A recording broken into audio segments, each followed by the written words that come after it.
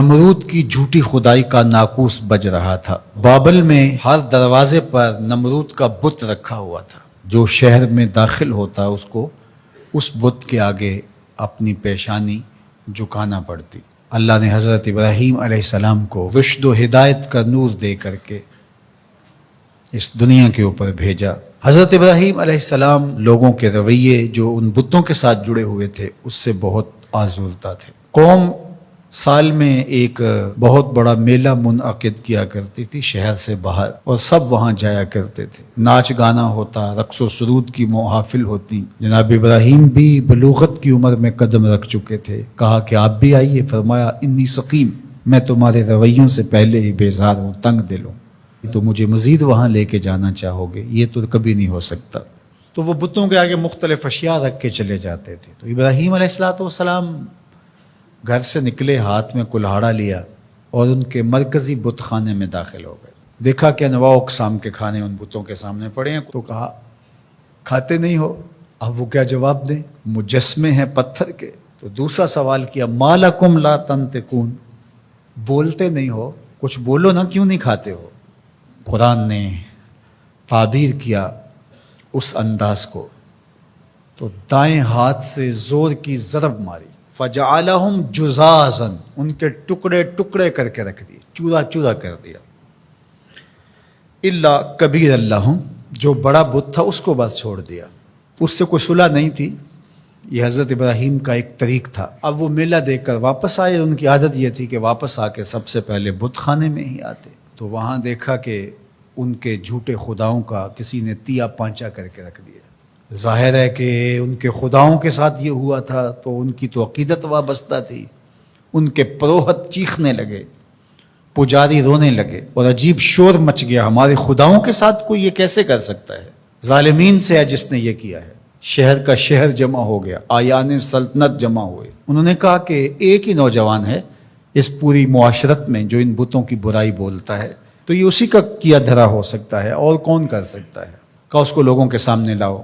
اللہ اکبر، ہزاروں کا مجمع ہے، نمرود سے لے کر کے حکومت کے کارندوں تک سب موجود ہیں۔ اور حضرت ابراہیم علیہ السلام، چڑھتی جوانی، عنفوان شباب، پیشانی پہ چمکتا ہوا نور، روشن اور تاباں چہرہ، توحید کا اجالا آپ کی آنکھوں سے پھوٹتا ہوا، زیر لب ہلکی سی مسکراہٹ، دربار میں پہنچے۔ جذبات سے بھرے ہوئے تھے، بفر رہے، سب بول پڑے، کوئی ادھر سے کوئی ادھر سے، شور مچ گیا۔ قالوا انت فعلت هذا بآلهتنا یا ابراہیم، اے ابراہیم ہمارے ان خداؤں کے ساتھ تو نے یہ سلوک کیا ہے؟ ان کے لہجوں سے شرارے برس رہے تھے، آنکھیں ہیں کہ نوچ لیں گی جناب ابراہیم علیہ السلام کو۔ جلاد تیار کھڑے تھے کہ حکم شاہی آئے اور ہم تکہ بوٹی کر کے رکھ دیں۔ آگے سے جواب سنیے کیا آتا ہے۔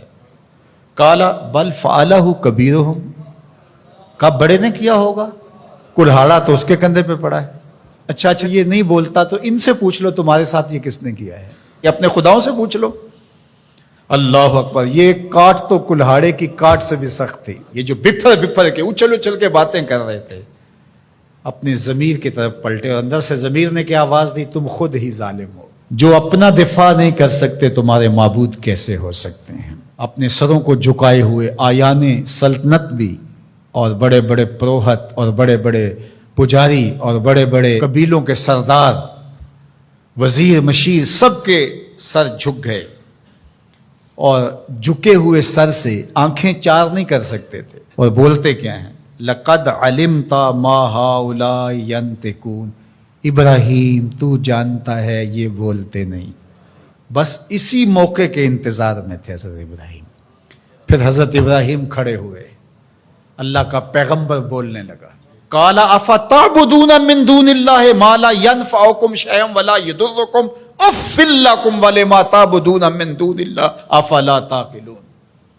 کا افسوس ہے تمہارے اوپر، ان کو پوچھتے ہو جو تمہیں فائدہ بھی نہیں دے سکتے، نقصان بھی نہیں دے سکتے۔ اف لکم، یہ کاٹ ہے جو کلہاڑے سے بھی سخت ہے، یہ ضرب لگ رہی ہے، اف لکم، افسوس ہے تمہارے اوپر، ولما تعبدون من دون اللہ، اور ان پر افسوس ہے جن کو تم اللہ کے علاوہ پوچھتے ہو۔ افلا تعقلون، تمہاری کھوپڑی میں دماغ نہیں؟ سوچو تو صحیح، اب اس کا کیا جواب ہو سکتا تھا؟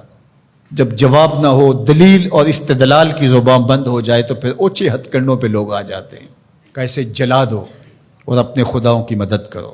ایک چیخا جلائی گئی، ہزاروں من ایندھن جمع کر کے اس کو آگ دی گئی۔ اب ابراہیم علیہ السلام کو اس آگ میں ڈالا جانے لگا ہے۔ جبریل حاضر خدمت ہوتے ہیں کہ اے ابراہیم، میں تمہارا پیغام لے کے رب کے حضور حاضر ہوتا ہوں، کیا التجا ہے، کیا دعا ہے رب کے حضور؟